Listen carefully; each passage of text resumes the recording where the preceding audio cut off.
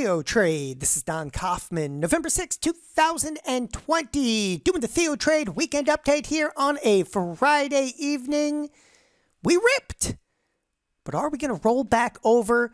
This was a fairly intense week with what I term some volatility to the upside in the marketplace. But, before I even jump in and start to discuss any specifics here whatsoever, I would just like to point out we're back.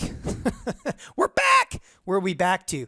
Oh, roughly 3,500 in the SPX. Yes, I know I'm looking at the spiders, but we're back there. We're back here again. We just undid, some of the sell side activity in some of the recent weeks, and all of that again in one fell swoop. We're very much back to the 3,500 level inside of the S&Ps. As I said, we're going to break it down, but we're also going to look very specifically at some of the sectors that I'm going to find kind of advantageous in some of the days and weeks to come. So as I was saying, the marketplace absolutely explodes back to the upside. People, that's what a binary move is all about. Now, did it play out the way that I wanted it to? Absolutely not. It wasn't what I would have anticipated. It wasn't necessarily what I wanted. But as I stated, literally on last weekend's update, if we come to the upside, I know what my risk is. And we were talking about wrapping risk very, very tightly. And, net, it just unwound a little bit of the work that I did over the last couple of weeks. In fact, there's an interesting way to kind of show this to you. And I'm going to cruise over to the SPX. And for those of you that that know and kind of tune into some of the nightly videos, okay, I talk just about, incessantly about expected move. And again, the marketplace in this week of trade that we just passed through, it was looking for this 160-point move up or this 160-point move down. Yeah, tried for the corner and missed. We blew through the 100. Again, we blew through the 150, 160-point move, and then some, which we'll get here to momentarily. But the other thing that I really wanted to point out with this move, if you take a look where we ended up, of course, right here at 3509. Again, we're back, 3,500. Okay, we're actually just north of kind of the prior week. So what did we do? We sold off fairly big in the previous week of trade. This past week, we ripped back to the upside. By the way, if you net that out, what are you? Oh, what are you? 30, 40 S&P points higher week over week. That's it.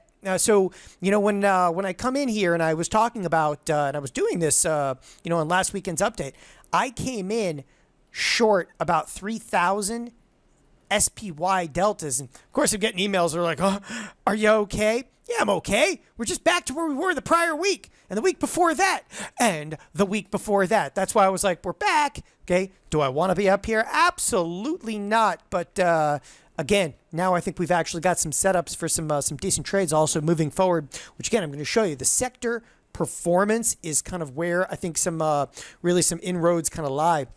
So again, the 160-point move got smoked. I'm all rallied out. I mean, I've seen the rally here, and again, I could have done without that. I'm very familiar with this level here at the 3,500 point in the S&Ps, and as I said, back again to 3,500. But let's get down to business over here.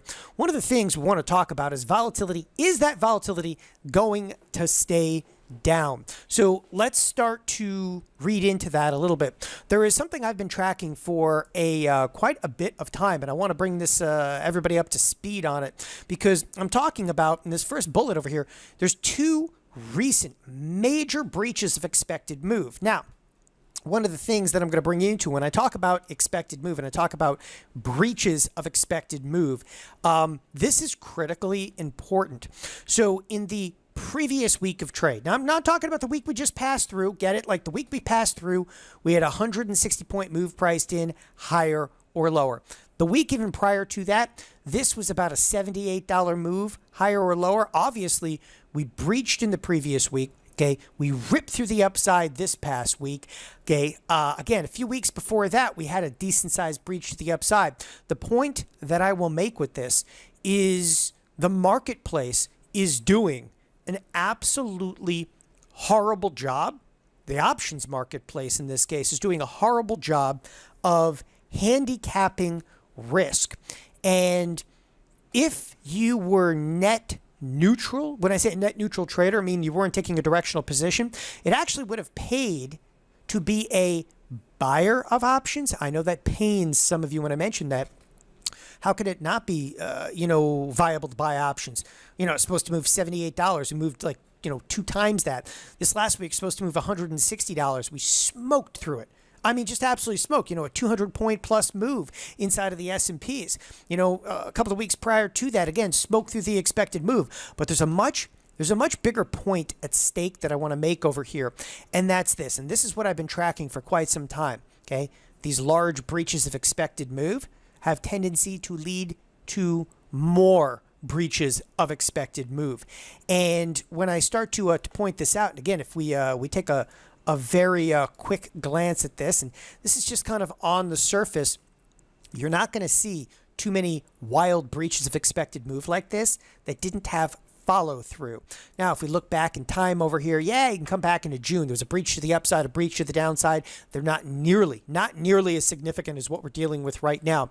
We have to actually go all the way back to the onset of the COVID crash to see this, size and this magnitude. In the end, the markets and options specifically, they're all about magnitude, right? But the magnitude of some of the breaches that we just went through in the last 2 weeks, just reek of there very well may be, much more significant volatility than you possibly see priced into the VIX, the volatility futures. And it's one of the things that I wanted to start with here, because that's not something that you're going to see just printed out on a screen where it says, the VIX fell all the way down to 24, 25, the volatility is over.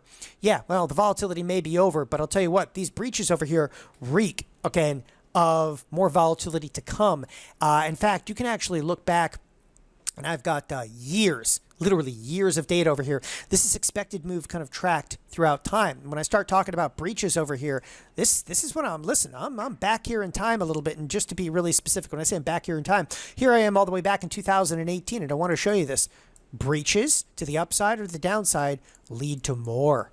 You see this? They lead to more breaches, and then things eventually mellowed out. Now, as you kind of push forward in time, and again, I'll kind of take you through time, those kind of like what I term magnificent breaches, all right, they don't happen all that often, but when they do, they're consecutive. Here, again, we start seeing much more substantial breaches, and then things start to mellow out a little bit, Go back through time. And again, if you want, for those of you that are, on TheoTrade, this is a study that I share with you, and I want you to take a look specifically at that. There's also 3 fairly good breaches here. And one of the things that I want to reiterate about this, and this is coming into the COVID crash, but one of the things I wanted to reiterate about this, there isn't necessarily directional bias to it. What it kind of means is, the marketplace, and I'll say this in the most eloquent way possible, the marketplace is doing just a piss poor job of pricing options. And what's going on, it's like literally the marketplace as a whole is coming apart at the seams. And in doing so, you have an incredibly efficient marketplace that's actually turning into inefficiency. And the marketplace just has a tough time handicapping risk. And, I'd be a little bit nervous here because, and as I'm going to show you here momentarily, and I'll just, cut to the chase with this, you just came off this 160-point plus or minus move. All of a sudden, we just crushed back down. This next week of trade, the coming week of trade, is only a $91 move being priced in. And I'll say this right now. Sorry, I'm not selling that thing. There's no way I'm going to sell options with a $91 move. And you're like, well, why? Well, let me just show you what just happened. Well, we just had an actual move, basically of $240. You think I'm actually going to sell a $91 move when I just came off of a $240 move? And you're like, well, it was a big binary move. Yeah, that coupled with the fact that we just breached expected move in 2 consecutive weeks. There's too many things wrong on the screen right now. I literally, you look at this and you go, well, what's wrong with this picture? I'll tell you what's wrong with the picture. Everything right now for me. So volatility futures, let's actually jump over to them, because volatility futures are something that you have to kind of have a little bit of a trained eye to get into this. What the vol futures most people do is they just look predominantly at the shortest duration volatility future, and this one's 12 days out. 12 days out, though, is pretty much over and done with. Okay, and the short-term volatility futures, although they've backed down, okay, they're down to 25, 35 here. They're not as low as the VIX, so there's still a little bit of volatility packed in, obviously, for the next 12 days. But what is interesting, and I was pointing this out, of course, on Wednesday evening, and again, I'm just going to kind of scroll this into view. Okay, let's look a little bit further out in time. Look at the December volatility futures. Now they're trading like 27. But again, okay, we've seen just a really big shift in the volatility skew. Okay, and now, of all things, January carries the most volatility risk. So we actually saw on Wednesday, December was carrying the most volatility risk. Now we've actually shifted out another month all the way to January. And you got to say, like, does this have anything to do with the election? I'm not sure it has anything to do with the election. Now I'm actually thinking, possibly COVID is to blame for this, or just economic uncertainty due to COVID. Okay, but these volatilities are still extraordinarily high. And again, volatility, the skew normally when you look at volatility looks like this. Short term, this being short term and this being longer term out here, right? This shorter term is usually lower volatility. Okay, and you're like, well, why? Well, because in the near term, for instance, 12 days from now, in 12 days, stuff can happen. But if you give somebody 90 days, what else can happen? The world could blow up in 90 days, but in 12 days, it's less likely. But lately, what we've seen is a completely inverted volatility skew, and the inverted volatility skew says the world is burning right now, but it'll mellow out in the future, right? Okay, but you got even a weirder one now. What do you have right now in terms of volatility skew? And this is, it's on the test, okay? What's the volatility skew right now? I'll tell you what, in the short term, it goes down, goes up, and then rolls back over. So we're like, the world is not going to burn right now, but over here it very well may, but then it drops off again as we go out in time. So that's what being able to read into skew can help you with. And again, the skew, it doesn't have to be that dramatic. It doesn't have to be dramatic, but it's there, it's prevalent. Okay, and it still absolutely displays risk. So we get this huge move. We still have expected move that's collapsed back down. 2 breaches of expected move. The volatility futures are still displaying a little bit of risk. And I'm going to bring something to your attention. And I don't know exactly how to interpret this just yet, but at least to my eye, the bonds are just downright scary. All right, somebody was talking about that huge move up. Okay, this is the Reflation Trade, possibly, maybe, except that they rallied. The Reflation Trade, I should say, is dead with this one because that's taking interest rates down. But then the bonds turned back around today. There's only one thing to kind of gather out of the extreme movement inside of the bond market. Only one thing to gather out of this, and extreme volume in here. You have to recognize this is an institutional marketplace. And the institutional traders, okay, they are moving right now. They are moving huge capital. And again, whether you got a trained eye or not, you have to be a little bit alarmed by this because I'm telling you right now, that binary feel is still with me when I see this, when I see 2 breaches of expected move, when I see the volatility futures still having a very slight inversion in them. All I'm saying, and okay, what this amounts to, is just stay on your game. Because if you're not, okay, you can very well get your head taken off here because everybody right now is like, that's it. It's over. We rallied. We're right back there. We're going to break all-time highs, okay? A few of you might be like, oh, it's a triple top, okay? There was a double bottom. It was a triple top. Where do we go to now? But again, I think all of this amounts to, and if this is for me, I don't look at the S&P futures to make a decision about the S&P futures. Okay, I'm going to look at everything that's ancillary to that. I'm going to look at things like the dollar, which is selling off over here pretty considerably. Okay, the dollar actually tells me that risk really is abating like the VIX. Okay, but the dollar could still turn tail and, rip back to the upside. There's no question about that. But for right now, the dollar says, all right, okay, risk is absolutely abating. What keeps me on edge, though, those bonds, okay? Again, as we said, the volatility and the expected move breaches in here. All right, onward and upward over here. We had the Fed, we had the jobs numbers. There's nothing really to mention with here. The Fed, yada, yada, yada. Okay, there better be something done. Okay, fiscal stimulus, not monetary stimulus. For those of you who don't know the difference, monetary stimulus is what the Fed does. Fiscal stimulus is something that would be predominantly Congress and the administration. Nevertheless, the Fed threatened, it's yada, yada, yada. We'll see you in 6 weeks. They're Punxsutawney Phil. Next, by the way, that's the groundhog. Next comes the jobs numbers. Nothing to mention on the jobs numbers. It didn't move the S&Ps at all. And the jobs numbers were considerably better than would have been anticipated. We started to rally even before some of the jobs numbers came out. And I'm bringing up the S&Ps over here. But anyway, the jobs numbers came out and the market rallied. It faded.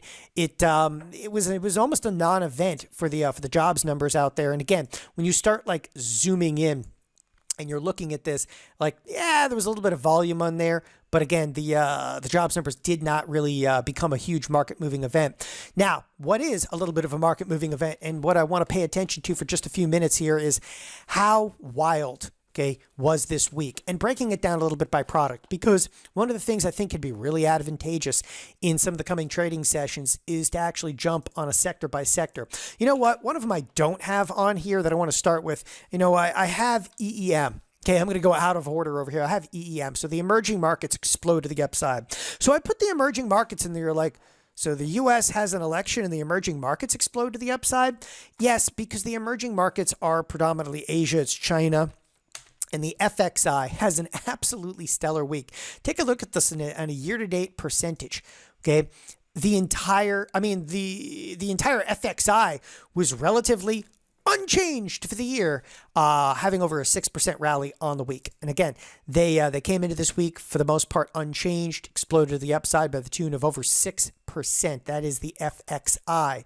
All right, continuing on over there, the Qs, okay? Everybody is aware that the Nasdaq ripped. Yeah, it ripped right back to where, again, it was. So where was it? Well, you know what? When you start looking at the Qs, again, it's 3,500 in the S&Ps, but that amounts to, roughly 295 inside of the QQQ. Once again, we've been there before. We were just here. You know what is interesting, though, about the QQQ, and I do want to bring this up, and it's not often I spend time over here in ThinkBack. What ThinkBack does is it's end-of-day data, and if we just take a look back, and this was like Sunday, which is actually showing a trading day for October 30th, we were expecting about a $14 move.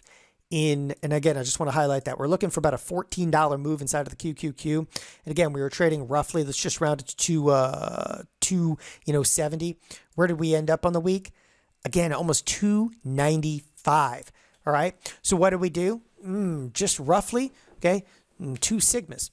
2 times the expected move. And again, that's why, there's times I get in here and I just scream, I'm like, don't sell options premium. And I'm screaming that right now. Don't sell options premiums. You're going to get run over. Okay. You're absolutely going to get run over.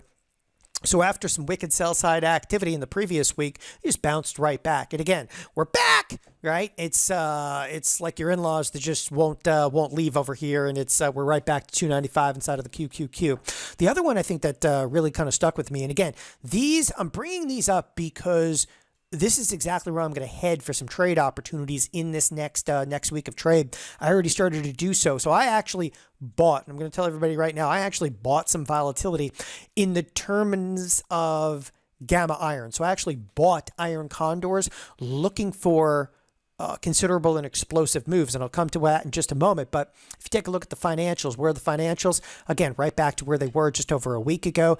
Back on the scene here, about at the 25 level. So last but definitely not least, we come to the IWM.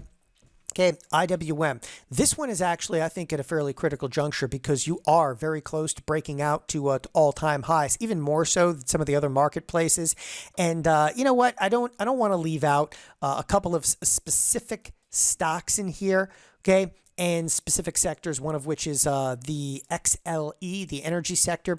The energy sector, interestingly enough, finishing the week for the most part unchanged. In fact, if I pull up auto expected moves, the energy sector started the week right around 28.75, ended the week, roughly speaking, okay, right on top of it. So nothing out of the energy sector. And the reason I'm bringing up the energy sector, you would have thought with the election, all right, where one of the concerns, of course, was energy and so forth. It's non-movement. It's just an absolute non-mover over here. And again, some of these sectors are going to be where we actually want to put some money to work in the weeks and days to come.